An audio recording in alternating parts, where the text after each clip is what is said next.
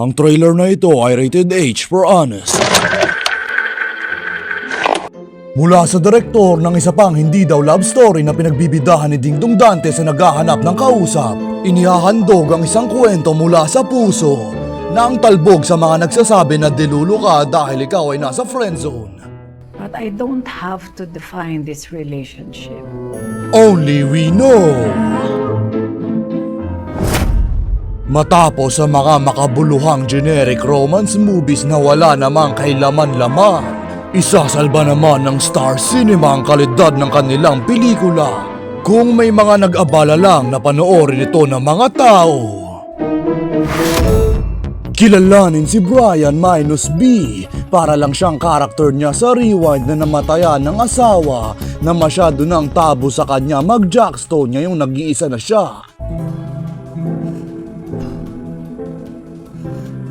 Pero ang kapitbahay niya hindi. I happen to like dating myself more. Makikilala niya ang isa ring mapagkunyari kagaya ni Lods. Hindi yan si Lods. Si Lods ay hindi nangungundisyon, no?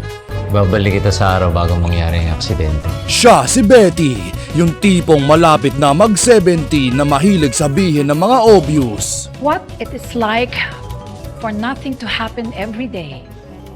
Every day it's the same kind of suffering. Ganyan yung mangyayari sa kanila.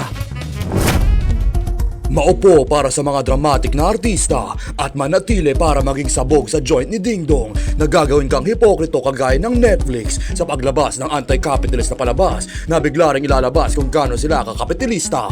Kung saan itong dalawang mukhang nag-move on na hindi na maghanap ng karelasyon. Totoong isa lang talaga ang great love natin. Patay tayong dalawa dyan. Ay naghanap ng date. Kamatch ka na rin, no? Siya yung unang nag-message. Sabi? Retired general, 65 years old. Pero pala mga type mo, At si Betty na may sintomas ng breast cancer ay nagpausok. At ang MTRCB na tinatakan nito ng rated PG ay ginawang hindi raw pambata. Ikaw ba ay single dahil isa ka sa mga matitino na hindi nag-yearn kagaya ng mga nasa loob ng toxic na relasyon na ang paboritong pelikula nila ay The House of Us? Kung ganon, makinig ka sa malabridge na message ni Charo bago ipakita ang title sa MMK.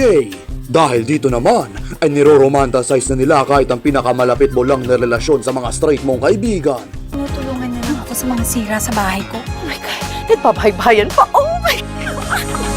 Sa wakas, meron na akong pelikula na gagawin kong personalidad katapat sa mga klasiko na kakapost ng 100 tula para kay Stella Quotes.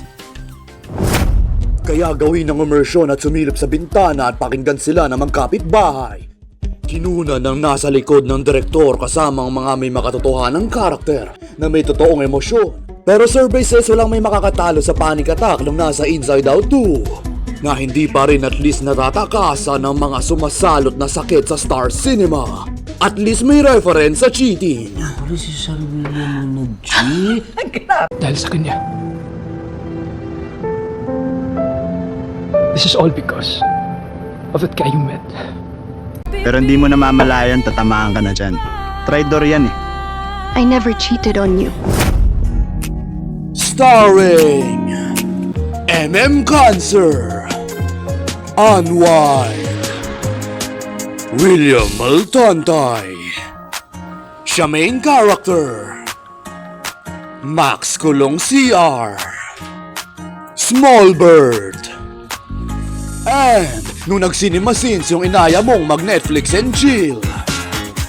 Alam mo, ikaw ha, pinapasok lang kita dito, hindi ka dito nakatira. Wala kang say. Stairway to Pension. Inisip nyo rin ba na bading ang karakter dito ni Dingdong nung unang lumabas ang teaser? Dahil magkaparehas ng boses na Charo at Charmaine. So ano ba talaga ang totoo? Boyfriend mo yung Ryan?